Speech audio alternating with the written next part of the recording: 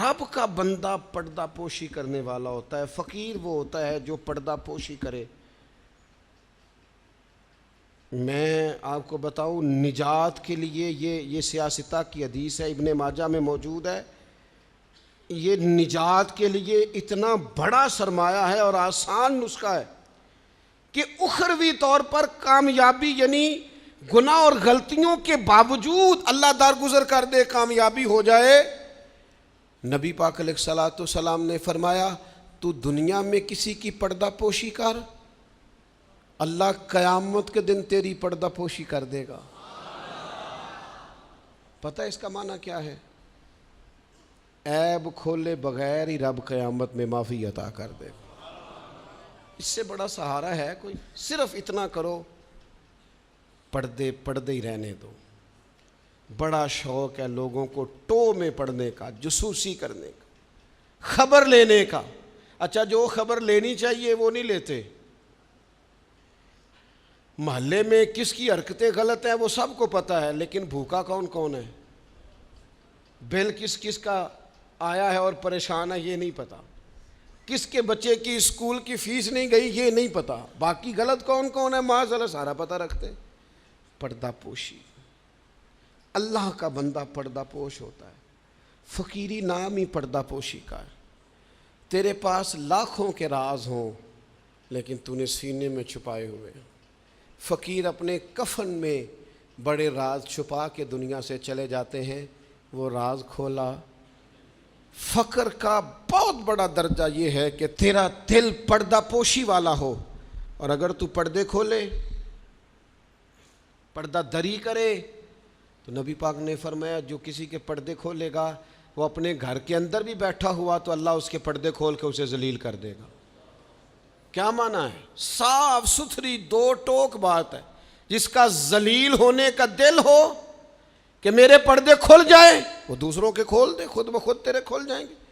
لیکن دوسروں کے بچوں کی باتیں چسکے لے کے کرنا اور پھر کہنا میرے بچے بدنام نہ ہوں، دوسروں کے گھر کی باتیں منہ کھول کے کرنا اور پھر خیال کرنا کہ تیرے بچوں کی کوئی بات نہیں کرے گا۔ او بھائی، اگر چاہتا ہے تیرے پردے قائم رہیں تو پھر تو بھی پردے قائم رکھ۔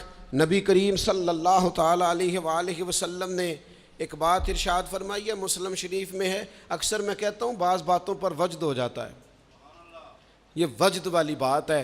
حضور علیہ الصلوۃ والسلام فرماتے ہیں اللہ حیا والا ہے، پردہ پوشی والا ہے۔ اللہ حیا اور پردہ پوشی کو پسند فرماتا ہے۔ اللہ حیا والا ہے، پردے ڈالنے والا ہے۔ حیا اور پردہ پوشی کو اللہ، جو رب کا پسندیدہ بننا چاہے، ایک تو حیا کرے اور دوسرا پردے ڈالے، اس کا بھی عیب چھپائے، اس کا بھی عیب چھپائے، اس کے بھی عیب چھپائے۔ لیکن یہاں اگر تو تیرے پاس دولت اور طاقت ہے تو پھر سارے عیب چھپے ہوئے ہیں، اور اگر بندہ ماڑا ہے، غریب ہے، تو پھر کھول کے منہ باتیں ہو رہی ہیں۔ میری غربت نے کیا مجھ کو زمانے میں بدنام، تیری دولت نے تیرے عیب چھپا رکھے۔ اپنی طبیعت کو اللہ کا بندہ کنز المال میں موجود ہے، حضرت عمر رضی اللہ تعالیٰ عنہ بیٹھے تھے۔ یہ ذرا دیکھیے یہ حضور کی تربیت یافتہ جماعت کیسی تھی۔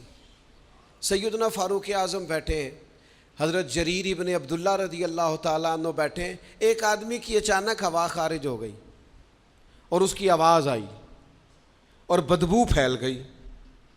اب یہ چیزیں بعض اوقات انسانی طبیعت کے کنٹرول میں نہیں ہوتی۔ ہمارے ہاں لوگ مذاق اڑاتے ہیں، پھبتیاں کستے ہیں، تانا زنی کرتے ہیں۔ ہوا خارج ہوئی، آواز بھی آئی اور بدبو بھی پھیلی۔ تو حضرت جریر ابن عبداللہ فٹافٹ اٹھ کے کھڑے ہوئے، حضرت عمر سے عرض کرنے لگے حضور ہم سارے جا کے وضو نہ کر آئیں، ایک آدمی کی ہوا خارج ہوئی ہے، وضو ایک کا ٹوٹا ہے۔ حضرت جریر فٹافٹ اٹھ گئے کہ کہیں کسی ایک کی طرف لوگوں کا اشارہ نہ ہو جائے، وہ بندہ شرمندہ ہوگا، پردہ کھلے گا۔ یہ تربیت ہے رسول اللہ کے صحابہ کی۔ اٹھ کے کھڑے ہو کے عرض کی حضور امیر المومنین، چونکہ آپ اس وقت ہمارے اجازت دیں سارے وضو نہ کر آئیں، تو وہ بھی تو حضرت عمر تھے نا۔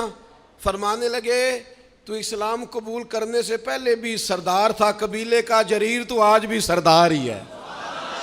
تیری باتیں سرداروں والی ہیں، تیری باتیں ذرا بڑی بڑی ہیں، تیرا دل ذرا بڑا ہے، تو نے جو بات کی ہے وہ بڑے لوگ کیا کرتے ہیں، پردہ پوشی بڑے لوگ کرتے ہیں، کسی کو شرمندگی سے بڑے لوگ بچاتے ہیں، کسی شخص کا گردن نہ جھکے یہ بڑے لوگوں کا کام ہے، بڑے لوگوں کا۔ وہ گردنیں جھکا کے راضی نہیں ہوتے، وہ کسی کو عزت دے کے راضی ہوتے ہیں۔